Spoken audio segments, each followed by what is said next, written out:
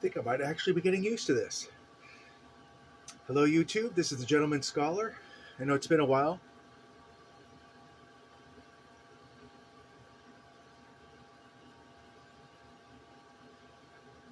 I just wanted to come on and say hello. Kind of missed you folks. One of the reasons why I don't come on here very often is because I feel like I don't have anything to say.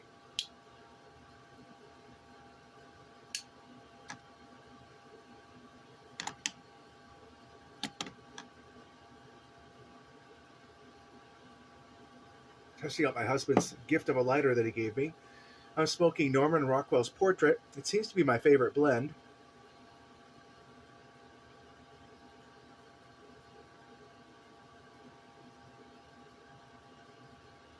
Yusuf is back. After a long stay in the hospital, he was conspicuous by his absence, and then suddenly, boom, he's back. And was happy to see that. So, okay, cool. Back to normal. Normal operations can resume.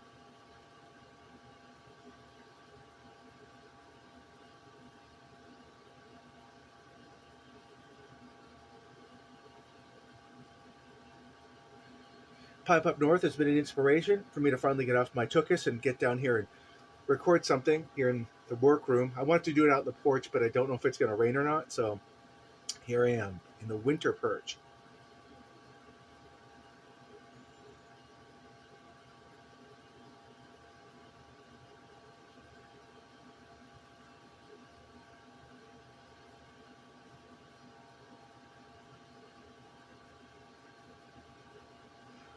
I want to thank my new subscribers. I know I've been trickling upwards in numbers lately, so thank you very much. I have to admit, a lot of my attention's been being taken away by my sister channel, The Scholar Gentleman, which is basically a booktube channel. I've been doing book reports on there on the regular.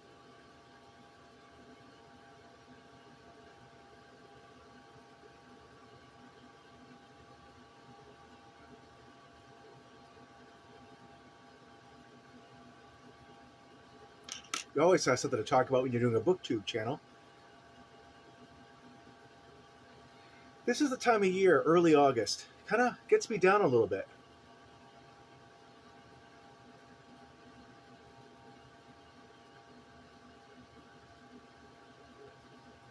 Reason is, when I was a kid, okay, first when you bust out of school in the middle of June, you can almost hear that Alice Cooper song playing, School's Out for the summer. And your vistas are wide in front of you. Summer seems eternal. You have endless hours to read, go to the public swimming pools, ride around, just not go to school, not worry about what you're going to wear, if you're going to get made fun of in class, that kind of thing. Well,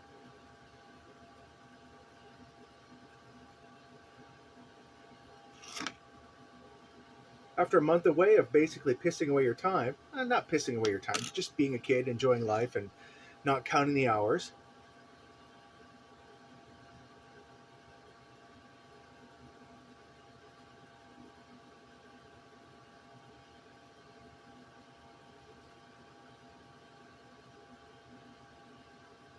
suddenly you can see the end from here. You're like, oh, yeah, there's towards the end of August, there's school. The back to school ads start coming out. Remind you, see, freshly scrubbed little kids in school with their freshly bought clothing and all their friends, all the fresh notebooks, and they're opening their lunch boxes and everything like that. In this day and age, just to add the fresh computers and the smartphones or whatever else, and you're going back to school. Are you ready? Isn't it great that you're going back to school? No, it's not great at all.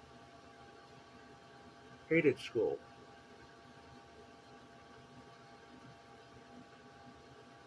Yeah, loved reading, all that stuff, but I don't know, it's just so regimented. And of course, you have to worry about, if you're wearing the right clothes, if they're sporting the right name, brand names, the whole thing. You want to belong as much as possible. When you're a teenager, you're not really worried about fitting in. You're not really worried about beating your own path out to individuality. You want to kind of fit in, and you want to not stand out so you don't get targeted by jerkweed bullies who just basically want to pick on someone just for being different. So yeah. School kind of sucked. It wasn't a nightmare, but I wasn't a big fan.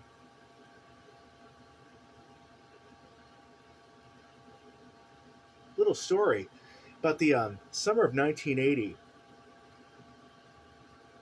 And I'm not going to tell you this story for sympathy so much as why it paints such a slightly morose picture for this time of year for me. So,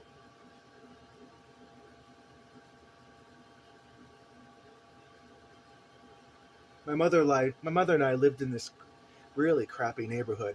Won't explain why, that's a longer story. But anyway, she managed to get herself evicted out of it. Wasn't the first time that kind of thing happened. So, I want to say it was about 2 weeks before school began. And of course, in my when you're a kid, this I'm like 12, 13 years old. When you're a kid, you're not taking all of the major stress on board. You're just kind of like in the moment, trying to figure out what to do. You're along for the ride and you don't know what to do about it. You don't have any control. So,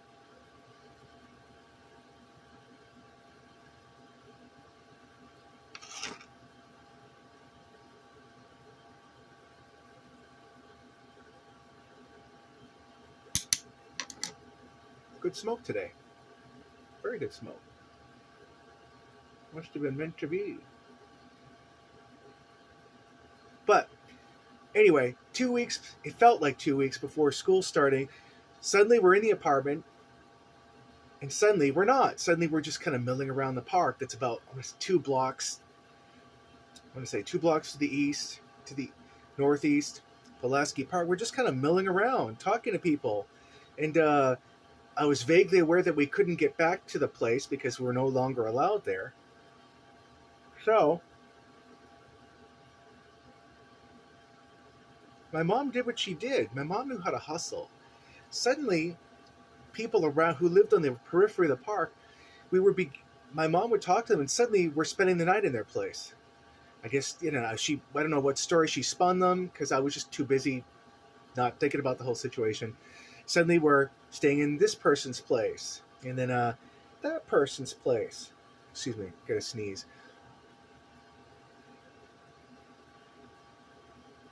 Excuse me.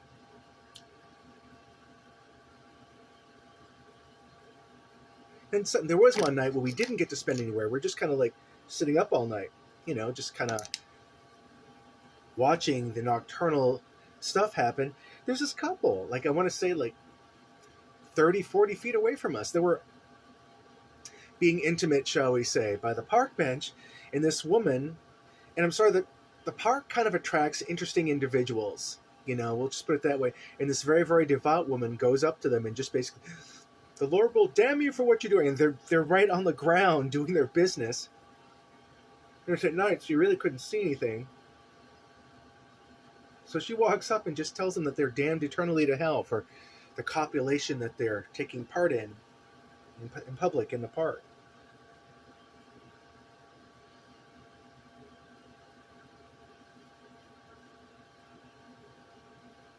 So before you get your hankies out, my mom managed to talk to these two dudes who were like older folks who were in the park, and she managed to like talk to them, hustle them. Suddenly, we're staying in their apartment. It's not their apartment, but they're house sitting for somebody else who's in Florida. And that person came back unexpectedly. Came back early from Florida. Um, the person who lived there and her boyfriend, who was a convict, that kind of thing. It's a nice guy. I didn't judge him for that. We just kind of hung out. But even then, we didn't get kicked out. So I don't know. My mom must have been a very fast talking hustler. But the moral of the story is,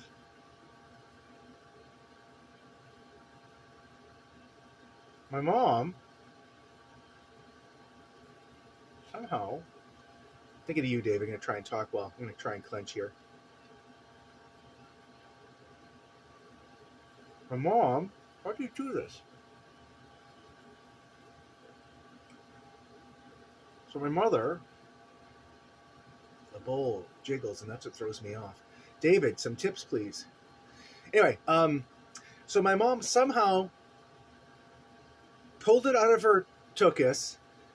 Next thing you know, I was re-enrolled at Westside Catholic Regional across the river for 7th grade. I just completed 6th grade there. We have an apartment, not the best neighborhood on the west side, but still, we have an apartment on the third floor on Douglas Street.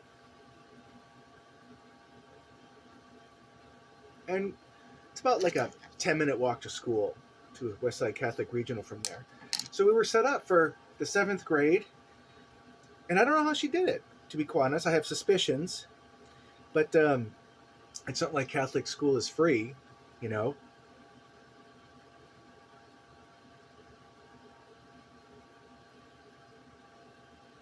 I guess she thought it would have been better for me than go to public school. We had a stint in public school, which wasn't good for either of us, but suddenly I was back at Westside Catholic Regional. We have a place to live, and I'm walking to school every day.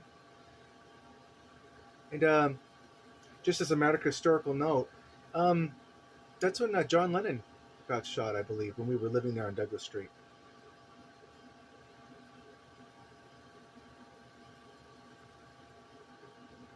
So all of this is a long roundabout way to tell you that why this time of year just kind of brings me down just a little bit. I've been doing a little more regular writing, and I'm just going to write about that period just to kind of parse its emotional strata a little bit. Just to kind of, I have not fond memories, but I have very emotionally resonant memories of that now, even though it wasn't fun. But I remember the music, the songs that were playing, Christopher Cross's Sailing, and Upside Down by Diana Ross, for some reason. They stick in the head. Oh, and Air Supply's Making Love Out of Nothing at All. Listened to AM radio quite a bit before we ended up milling around the park, so those 3 songs kept showing up.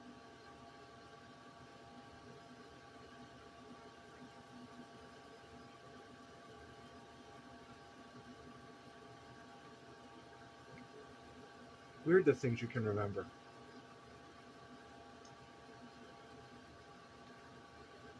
Okay. I want to thank Central Cal Piper and Rob Brundage, mainly because they've become very steady, very loyal correspondents, writing correspondents. And if I think I have one mission on this world, is to bring back the art of letter writing. Just the art of expressing yourself on paper and mailing it to somebody, which, let's face it, has been ostensibly dead for decades and decades, since the invention of the telephone. But still, some people still do it, and I'm one of them. And I'm glad there are other people out there that have getting into the habit with me. So,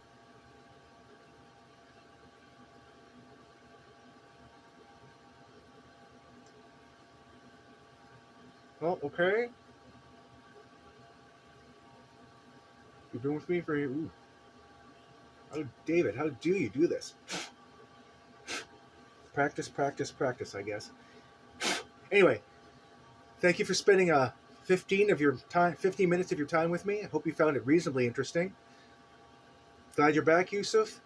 Talk to you later. All the best.